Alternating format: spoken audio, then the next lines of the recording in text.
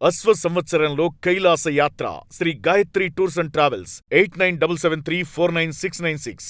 Welcome to its TV. నేను మీ ఎండి రసూల్. ఈరోజు మన ముఖ్య అతిథి బీసీ నాగరాజు మంచెంత ఉన్నారు. ఇటీవల జరిగినటువంటి రాజకీయ పరిణామాలు రాష్ట్ర వ్యాప్తంగా దుమారం లేపాయి.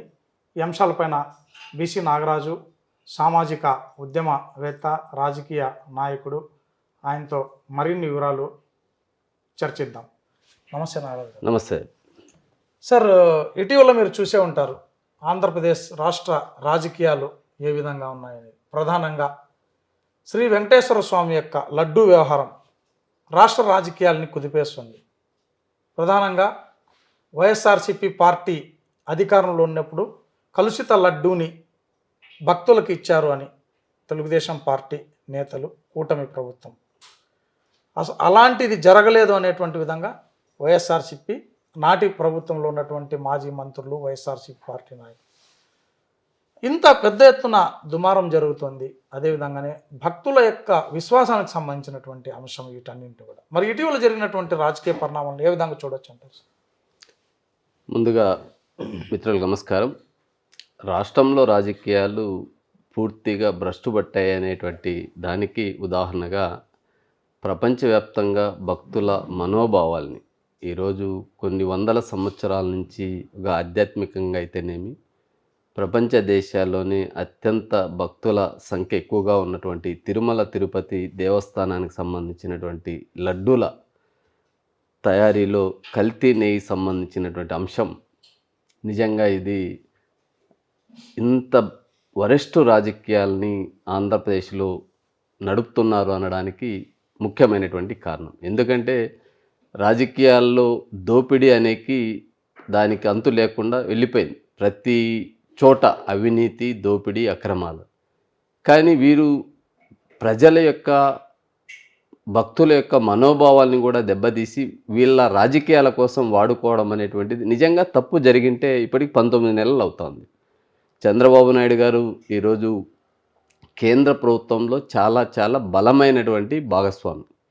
చంద్రబాబు నాయుడు గారు కనుసైగ చేస్తే కేంద్ర ప్రభుత్వం కూలిపోయేటువంటి పరిస్థితుల్లో తిరుమల తిరుపతి లడ్డు సంబంధించినటువంటి కల్తీ నెయ్యి వ్యవహారం, ఎందుకంటే భారతీయ జనతా పార్టీ దేశవ్యాప్తంగా నడుపుతున్న రాజకీయాలే హిందుత్వం. అలాంటి హిందువులకు 99% భక్తులను కలిగినటువంటి శ్రీ వెంకటేశ్వర స్వామి సన్నిధిలో ఇంత పెద్ద ఎత్తున కల్తీ వ్యవహారం ప్రపంచాన్ని కుదిపేస్తూ ఉన్న చంద్రబాబు నాయుడు గారు ప్రాపర్ వేలో నిజంగా ఆ ఇన్వెస్టిగేషన్ని కేంద్ర ప్రభుత్వ దర్యాప్తు సంస్థలైనటువంటి సిబిఐ కావచ్చు, ఈడీ కావచ్చు, లేదా కేంద్ర ప్రభుత్వం అనుకుంటే 24 గంటల్లో వాటికి పాల్పడినటువంటి ఆనాటి ముఖ్యమంత్రి జగన్మోహన్ రెడ్డి కావచ్చు, లేదా ఆనాటి TTD board chairman Karunakar Reddy, లేకపోతే వైవి సుబ్బారెడ్డి వారు కావచ్చు, లేదా ఆ రోజు ఉన్నటువంటి ఎగ్జిక్యూటివ్ ఆఫీసర్ ఎవరైనా కానీ ఈరోజు సింగాల్ మీద ఏ విధంగా మీరు ఆ యొక్క కుట్రని ఛేదించడంలో వైఫల్యం చెందారు అని చెప్పి ఆయనకు శిక్ష వేశారు. ఇవన్నీ చూస్తూ ఉంటే నిజంగా ఇది మైండ్ గేమ్ రాజకీయాలు రెండు పార్టీలు నడుపుతున్నాయి. సార్, ఇప్పటికే లడ్డూ వ్యవహారం ప్రపంచవ్యాప్తంగా కుదిపేసింది. ఒకవైపు భక్తుల విశ్వాసం, మరోవైపు రాజకీయాలు. ఇలాంటి నేపథ్యంలో సుప్రీంకోర్టు కూడా జోక్యం చేసుకుని దీనిపైన సిబిఐ సిట్ వేసింది. ఈ సిట్ కూడా ఇటీవల తన నివేదికలో దీంట్లో కల్తీకి సంబంధించినటువంటి వ్యవహారాలు లేవు అనేటువంటి విధంగా తేల్చింది అని వైఎస్ఆర్సీపీ పార్టీ నేతలు చెప్తున్నారు. లేదు, దీంట్లో కలిసింది అనేటువంటి విధంగా టీడీపీ. సో ఈ క్రమంలో ఒక ఫ్లెక్సీల వివాదం కావచ్చు, మాజీ మంత్రి అంబటి రాంబాబు వైఎస్ఆర్సీపీ నేత ఫ్లెక్సీలు చూసేందుకు వెళ్ళాడని, తర్వాత క్రమంలో జరిగినటువంటి చంద్రబాబు నాయుడు ముఖ్యమంత్రిని దూషించారని, ఈ జరిగిన పరిణామాలన్నింటినీ ఏ విధంగా చూడవచ్చు? తర్వాత మాజీ మంత్రి సంబంధించినటువంటి ఇంటిపైన దాడి చేయడం, రాంబాబు ఇంటిపైన, ఇది అసలు ఎట్లా చూడవచ్చు దీన్ని, ఈ దాడుల్ని? ఇది పూర్తిగా అనైతికమైనటువంటి దాడులు, అనైతికమైనటువంటి ఆరోపణలు. రాజకీయాల్లో హుందాతనం లేదు. తెలుగుదేశం పార్టీకి అధ్యక్షుడిగా ఉంటే ఆయన సొంతంగా ఏమైనా చేసుకోవచ్చు. వైసీపీ పార్టీ అధ్యక్షుడిగా ఆయన వన్స్ నువ్వు పార్టీ రాజకీయాల్లో అయిపోయి ఇప్పుడు 5 ఏళ్ళు ప్రభుత్వం, ఒక ముఖ్యమంత్రిగా రాష్ట్రంలో ఉన్నటువంటి 5,30,00,000 జనాభాకి చంద్రబాబు నాయుడు గారు ముఖ్యమంత్రి. ఆయన పార్టీలకు అతీతంగా, రాజకీయాలకు అతీతంగా, కులాలకు అతీతంగా ప్రతి పౌరునికి రక్షణ కల్పించే బాధ్యత చంద్రబాబు నాయుడు గారైనా తీసుకోవాలా, ఆ రోజు ఉన్న జగన్మోహన్ రెడ్డి గారు తీసుకోవాలా. కానీ ఇక్కడగా అధికారంలో ఉన్నా కూడా పార్టీ అధ్యక్షులుగా వ్యవహరిస్తున్నారు, 2 కులాల సంఘాల నాయకులుగా వ్యవహరిస్తున్నారు. చంద్రబాబు నాయుడు గారు ముఖ్యమంత్రిగా ఫీల్ కావడంలే, కమ్మ సంఘానికి జాతీయ అంతర్జాతీయ నాయకుడు ఆయన ఫీల్ అవుతున్నాడు. జగన్మోహన్ రెడ్డిని ముఖ్యమంత్రి ఓ పార్టీ అధ్యక్షుడిని ఫీల్ కాలే, ఆయన రెడ్డి సంఘానికి అధ్యక్షుడు అని చెప్పి 2 కూటముల మధ్య ఘర్షణ వాతావరణం, 2 దోపిడీ కులాల మధ్య ఘర్షణ వాతావరణం.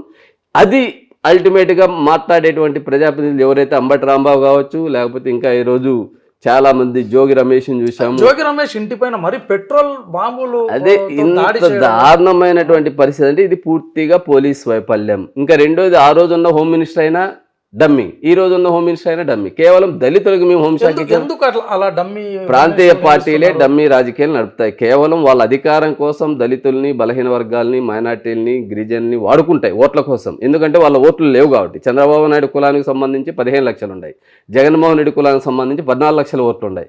వాళ్ళు ఓట్లు వేస్తే ముఖ్యమంత్రులు కాలేరు కాబట్టి బీసీలు ఓట్లేయాలా, మైనార్టీలు ఓట్లేయాలా, దళితులు ఓట్లేయాలా, గిరిజనులు ఓట్లేయాలి. మేము ముఖ్యమంత్రి పదవి అయిన తర్వాత మీకు డిప్యూటీ సీఎం అనో లేకపోతే హోంశాఖ అని చెప్పి ఎలాంటి అధికారాలు లేని ఈరోజు హోమ్ మినిస్టర్గా అనిత గారు మాట్లాడితే, చెప్పితే డీజీపీ గారు ఒక హోంగార్డ్ను కూడా బదిలీ చేయలేనటువంటి నిస్సహాయ స్థితిలో ఆమె ఉంది.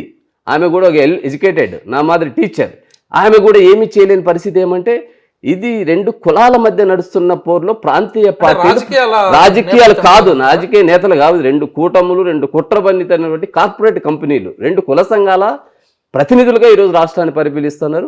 వాళ్ళకి రాష్ట్రంలో ఉన్న వనరులను దోచుకోవడం తెలుసు. ఈరోజు చంద్రబాబు నాయుడు గారికి నేను ఛాలెంజ్ చేస్తున్నా, మీరు జగన్మోహన్ రెడ్డి గారు 5 ఏళ్ల పాలనలో జరిగిన అవినీతి సొమ్మును కక్కించగలరా, ప్రజలకి పంచగలరా, లేదా ఆ తప్పుకు కారణమైనటువంటి వారిని శిక్షించి పెద్దిరెడ్డి రామచంద్రారెడ్డి గారు ఛాలెంజ్ చేశారు, చంద్రబాబు నాయుడు గారు నా జోలికి వస్తే ఆయనకు పుట్టగతులు లేకుండా చిత్తూరు జిల్లాలో చేయగలను అని ఈ రోజు కూడా మాట్లాడుతున్నారు. ఏం చేశారు? అతను కొడుకునే జైలుకు పంపించారు. జైలుకి పంపించి అది దేనికి జైలు పెట్టి దాదాపుగా 2-3 నెలలు పైన జైల్లో ఉన్నారు. ఏం చేసి అంతే కదా మీరు చేసేది అంటారులే. కానీ వారు చేసిన అవినీతి గురించి చంద్రబాబు నాయుడు గారు చెప్పారు. కేవలం విద్యుత్ శాఖలో 1,20,000 కోట్ల అవినీతి జరిగిందని చెప్పి ఈనాడు, ఆంధ్రజ్యోతి పత్రికలో రాశారు. మరి ఆ అవినీతి సొమ్ము బయటికి తీసుకొచ్చారా? అటవీ భూములు దాదాపు 100 ఎకరాలు పెద్దిరెడ్డి రామచంద్రారెడ్డి గారి కబ్జాలో ఉన్నాయి. విలువైనటువంటి మైనింగ్ని ఒక ప్రైవేట్ ఏజెన్సీని పెట్టి 1,000 కోట్ల రూపాయలు వసూలు చేశారు అన్నారు. దాన్ని రికవరీ చేశారా? ఆరోపణలకు మాత్రమే పరిమితం అవుతున్నారు. ఇలాంటి దోపిడీలు, దొమ్మీలు ఇండ్ల మీద చేసి, అది కూడా ఎవరు? బీసీ. ఇప్పుడు జోగి రమేష్ ఒక గౌడ కుటుంబానికి చెందినటువంటి వ్యక్తి. దానికి మధ్య బీసీల మీద దాడని ఈ దరిద్రమైనటువంటి బీసీ ఉద్యమాలు నడిపే నాయకులు బయటకు వస్తారు. చంద్రబాబు నాయుడు ఇంటి మీద, జగన్మోహన్ రెడ్డి ఇంటి మీద దాడులు చేస్తే ఏ రెడ్డి సంఘం, ఏ కమ్మ సంఘం బయటకు రాలే. అయితే ఇక్కడ రాజకీయాలు, కుల రాజకీయాలా లేకపోతే సామాజిక వర్గ రాజకీయాల ఒకవైపు అవి ప్రస్తుతం అనేక సంవత్సరాలుగా నడుస్తున్నప్పటికీ ప్రస్తుతం రాజకీయం అంత మొత్తం లడ్డూ చుట్టూ తిరుగుతుంది. ఎందుకంటారు మరి? లడ్డు అనేది ఒక సెంటిమెంటల్. నేనేది ఈరోజు మనం తిరుమల తిరుపతికి నీలాంటి వాడు, నాబోటి వాడు ఒక గ్రామానికి పోయి ఆ లడ్డు తీసుకొస్తే వారు వేసుకున్న చెప్పులను వదిలి ఆ లడ్డుని తిరుపతి వెంకటేశ్వర స్వామిగానే భావించి మొక్కొని ఆ ప్రసాదాన్ని తినేటువంటి పరిస్థితులు మనం నిజంగా కల్తీ జరిగిందంటారా? విచారణలో తేల్చింది ఇప్పటికీ అది లేదు, అలాంటివి లేవు అనేటువంటి విధంగా ఛార్జ్ షీట్లో. అందులో సిబిఐ అనేటువంటిది కేంద్ర ప్రభుత్వం ఒక ప్రతిష్టాత్మకమైనటువంటి సంస్థ. సిబిఐ అంటే రాజకీయాలకు అతీతంగా నడిచేటువంటి ఒక సంస్థ. ఎస్, నేనేమంటున్నానంటే దాని మీద చంద్రబాబు నాయుడు గారు మైండ్ గేమ్ ఆడారా, నిజంగా కల్తీ నెయ్యి ద్వారా లడ్డూలు తయారు చేశారనే విషయాన్ని అంతర్జాతీయ ప్రమాణాలతో కూడినటువంటి ల్యాబ్స్ ఉన్నాయి. వారు తెలుగుదేశం పార్టీకి అనుకూలంగా ఉన్నటువంటి ల్యాబ్స్ ఇచ్చే రిపోర్ట్ని వాళ్ళు ఈనాడు, ఆంధ్రజ్యోతిలో రాస్తున్నారు. అదే ఈరోజు వైకాపాకు అనుకూలంగా అదే చెప్తున్నారు. చంద్రబాబు నాయుడు గారు ఇప్పటికీ జగన్మోహన్ రెడ్డి జాతీయ స్థాయిలో ఉన్న దర్యాప్తు సంస్థలను మేనేజ్ చేసేటువంటి శక్తివంతుడు అని చెప్పి ఆయన అసమర్థతని బయట పెట్టుకుంటున్నారు. ఈరోజు నేను చంద్రబాబు నాయుడు గారికి ఒక్కటే నేను ఛాలెంజ్ చేస్తున్నా, నువ్వు కేంద్ర ప్రభుత్వాన్ని నడిపేటువంటి స్థాయిలో మీరున్నారు. 11 సీట్లకు పరిమితం అయిపోయి తాడేపల్లి ప్యాలెస్ని బయటికి వదిలి రాలేక అవమానంతో ఆయన ఉన్నాడు. ఈరోజు నిజంగా కల్తీ నెయ్యి అనేటువంటిది జరిగి ఉంటే ఆ పాపం జగన్మోహన్ రెడ్డికి చుట్టుకుంటుంది. ఎందుకంటే భక్తుల మనోభావాల్ని ఎవరు దెబ్బతీసినా, ఈరోజు రాజకీయాల కోసం చంద్రబాబు నాయుడు కల్తీ అనే వ్యవహారాన్ని ప్రచారం చేసిన ఇద్దరు మట్టి కట్టుకొని పోతారు. ఎందుకంటే ఈరోజు ప్రజలు ఒక సెంటిమెంట్ మీద నమ్మకం మీద బతుకుతూ ఉంటారు. వారి అంటే ఇక్కడ ఎంతసేపు లడ్డు వ్యవహారం జరుగుతుంది, వెంకటేశ్వర స్వామి భక్తుల విశ్వాసము ఇవన్నీ జరుగుతున్నాయి. కేవలం రాజకీయ నేతల మధ్య ఒక యుద్ధం మాదిరి జరుగుతుంది, అటు వైసీపీ ఇటు టీడీపీ. కానీ ప్రజలు వాస్తవంగా ప్రజలు అట్లాంటిది ఏదన్నా ఉంటే ప్రజలు బయటికి వచ్చేవాళ్ళు కదా స్వచ్ఛందంగా. ప్రజలకి రక్షణ ఎవరు? ఈరోజు చంద్రబాబు నాయుడు మీద దాడి, చంద్రబాబు నాయుడు భార్య మీద దాడి జరిగితే మాట్లాడేటువంటి నేత లేరు. వందల వేల కోట్లు సంపాదించుకొని మళ్ళీ అధికారంలోకి తిరిగి వస్తామని చెప్పినటువంటి వ్యక్తి కుటుంబం మీద జరిగితే దాడి ప్రొటెక్ట్ చేసేటువంటి పోలీస్ వ్యవస్థ లేదు. సామాన్య ప్రజలు ఈరోజు కొట్టుమిట్టాడుతున్నారు. వారి కుటుంబాలని పోషించుకోలేక, తమ పిల్లల్ని చదివించుకోలేక, వేలకు వేలు లక్షల లక్షల ఫీజులు కట్టలేక, ఈ దరిద్రమైనటువంటి ప్రభుత్వ ఆసుపత్రుల్లో వైద్యం అందక, ఏదైనా జబ్బు వస్తే నరక యాతన లక్షల రూపాయలు ఖర్చు పెట్టుకొని చనిపోయిన బాడీని కూడా హాస్పిటల్లోనే వదిలిపెట్టి బిల్లులు చెల్లించలేక ఇలా రోజుకు వారి యొక్క జీవితమే గడవడం కష్టంగా ఉన్నటువంటి ఈ రోజుల్లో తిరుపతి లడ్డు వ్యవహారం రాజకీయం అనేది ప్రజలకు తెలుసు. ఈ 2014 నుంచి ఆంధ్రప్రదేశ్ని భ్రష్టు పట్టించేటువంటి నేతలుగా చంద్రబాబు నాయుడు, జగన్మోహన్ రెడ్డి చరిత్రలో నిలిచిపోతారు. ఒకవైపు వేల కోట్ల రూపాయలు రాష్ట్ర సంపాదనని కొల్లగొడుతూ, మరొక వైపు ప్రజలు ఎంతో భక్తిభావంతో ఒక తిరుపతి తిరుమల దర్శనానికి ప్రతి కుటుంబము, ప్రతి వ్యక్తి ఎంతో నిష్ఠతోనూ భక్తితోనూ శ్రద్ధతో వెళ్ళినటువంటి అలాంటి లడ్డును కూడా వీళ్ళు రాజకీయాలకు వాడుకుంటున్నారు. అంటే వీళ్ళు ఎంత పాపాలు చేసినటువంటి నేరగాల్లో చంద్రబాబు నాయుడు, జగన్మోహన్ రెడ్డి గారు ఇక్కడ అర్థమవుతుంది. దేశ రాజకీయాల్లోనూ భాగస్వామ్యంగా కలిసి ప్రభుత్వాన్ని నడుపుతున్నారు. దేశ రాజకీయాల్లోనూ కలిసి జాతీయ కూటమిగా ఏర్పడి ఎన్డీఏ కూటమిగా పనిచేస్తున్నారు. నేను అనేది ఏమంటే ప్రజల యొక్క గౌరవం మీద, హిందుత్వం మీద నమ్మకం ఉన్నటువంటి భారతీయ జనతా పార్టీ, నరేంద్ర మోడీ గారు, అమిత్ షా గారు సత్వరం ఈ సమస్యకు పరిష్కారం చెప్పి పులి స్టాప్ పెట్టేటువంటి బాధ్యతని తీసుకోవాలని చెప్పి నేను విజ్ఞప్తి చేస్తా ఉన్నాను మీ ద్వారా. Thank you. Thank you.